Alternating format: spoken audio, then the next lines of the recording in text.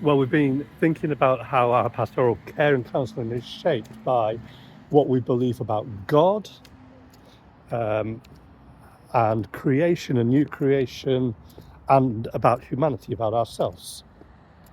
Last time we looked specifically at the truths and the lies we can believe about God. So this time we're going to talk about creation and what God's word tells us about our origins and about the world around us. And there's some important things to pick up on here. So here are the truths that the Bible tells us. First, that everything was created by God, and he creates out of nothing. And that's an important detail. That God speaks and brings things into being that were not in existence. That's what God does. That's how God acts. Secondly, that God creates and makes things with beauty and order and structure. And third, that God declares his creation to be good.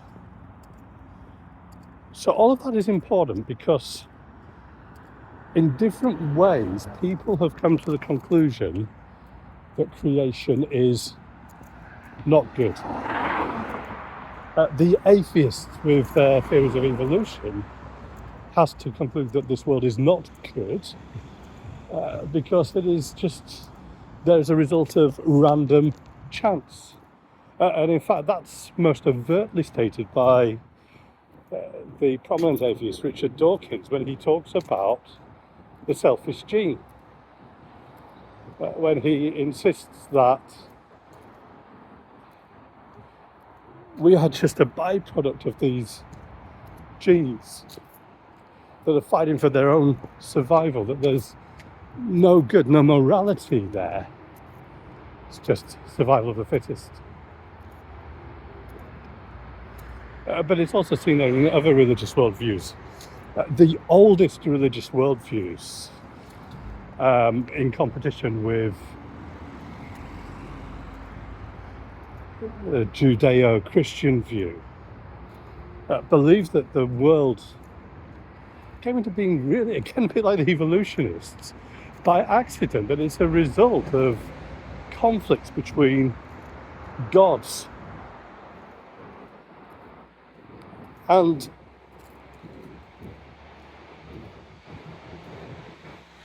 there is obviously the idea that physical matter is bad, that it's evil, that it's something that we need, that traps us, that we need to escape from.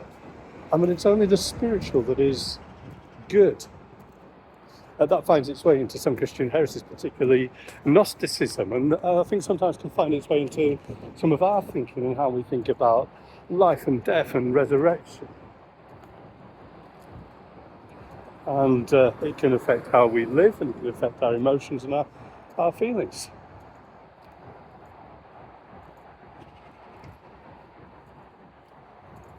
So, truth about creation, that it is ordered, created by God, that it's good.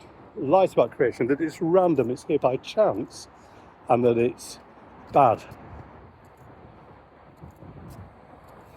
And of course, if you live in a world where you see this physical world around you as not good, and if you see it as chaotic and disordered, then that is going to lead to an anxious, disturbed life. It's going to be difficult to find meaning and reason and purpose, isn't it?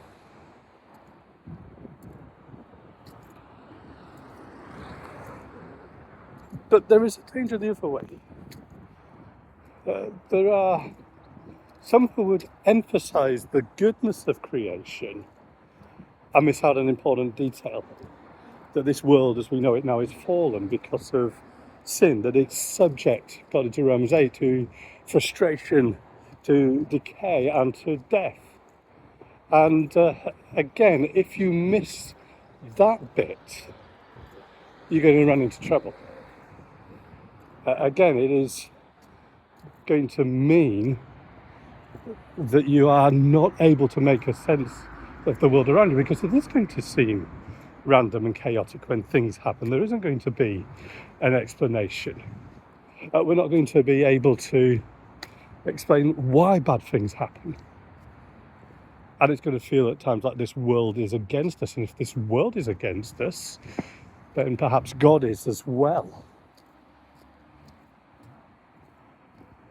And it means that we will lack an understanding of doctrine, a reason for pain and suffering and for death itself.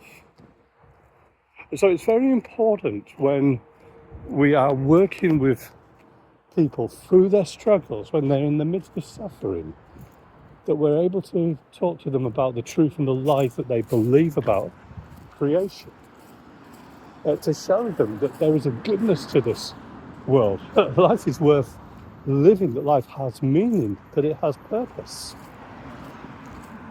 but also to show them that we do live in a fallen world, and that is part of the reason why we experience pain and suffering, to make sense of that suffering and to see the justice in suffering as well, that it isn't something unjust.